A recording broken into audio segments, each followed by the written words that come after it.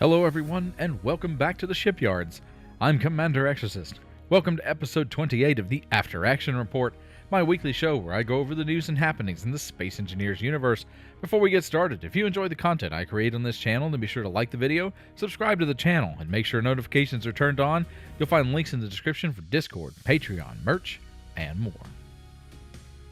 Space Engineers 1.208 core systems released on November 24th to much fanfare and positive reception from the community.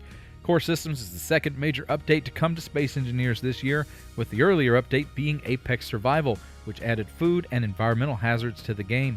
The update itself contains a barrage of bug fixes and quality of life improvements, including the new free bed for all engineers, value set capabilities, and faster options for farming. Keen explained on the release livestream that their studio continues to maintain two separate development teams for Space Engineers 1 and 2, so updates will continue for the foreseeable future, with no solid view on when support or development for Space Engineers would finally be completed. The next update, 1.209, is an update to the game's economy system, aka the search for more money, and it is due out early next year. Personally, I think that we can safely assume we'll see at least two more major updates to Space Engineers, because there are still 2 slots left on the second row of DLC icons in the main menu. Vertical Slice 2 Planets and Survival arrived this week for Space Engineers 2, and players are now exploring the first 2 sectors of the Almagest system. The long-awaited update went live on Monday during a release livestream where Merrick and CM's Joel and Aaron discussed some of the update's finer details and vision for the next chapter of Space Engineers 2. Merrick explained during the livestream, in between recounting his visits to South Africa and the planet Mars, that SE2's survival loop is much different from the original Space Engineers because Keen wants to make this game much more accessible and mainstream than its predecessor. This is the reason that the storyline is being developed alongside the game's basic mechanics. Story is an integral part to the Space Engineers 2 experience, and Merrick even hinted at the possibility of a story-based vertical slice at some point in the future.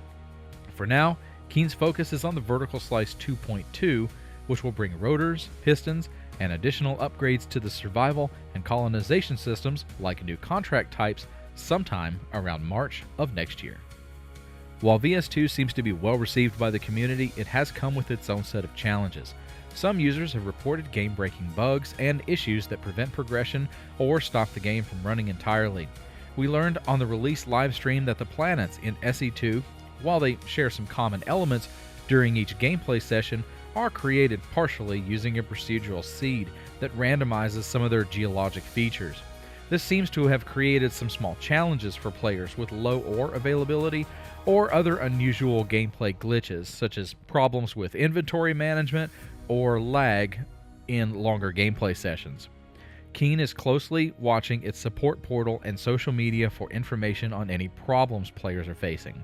A hotfix was published each day post VS2 release to address some stability issues. Still, overall, the release seems to be performing well and the planets have been positively received. In the hotfix notes, Keen reminded the players that Space Engineers 2 is still in alpha state and in early development, so feedback on the functional state of the game is greatly appreciated by the team. Additionally, they have promised that new block releases and other minor updates will resume early next year, so hopefully we can look forward to weekly block drops and other surprises. If you're playing Space Engineers 2 and are experiencing any significant problems, be sure to report those problems to the Keen Software support portal at support.keensoftwarehouse.com. In this week's dev blog, Merrick thanked both the SE1 and SE2 teams for the intense level of effort put in over the last few months. The back-to-back releases of core systems for SE1 and VS2 for SE2 required a lot of dedication and perseverance from both teams. The VS2 update is a significant technological leap for Space Engineers, and bringing it into production was quite an undertaking. He emphasized that players should expect daily hotfixes over the next few weeks to address ongoing stability and other performance issues.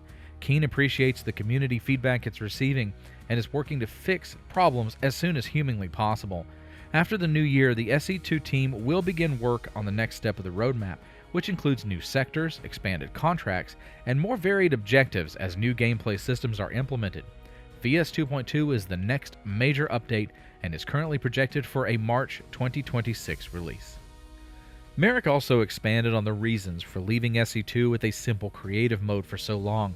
The implementation of the new 25cm unified grid, blueprints, modding, and Steam Workshop support were all critical steps to ensuring that those systems were available for the survival update.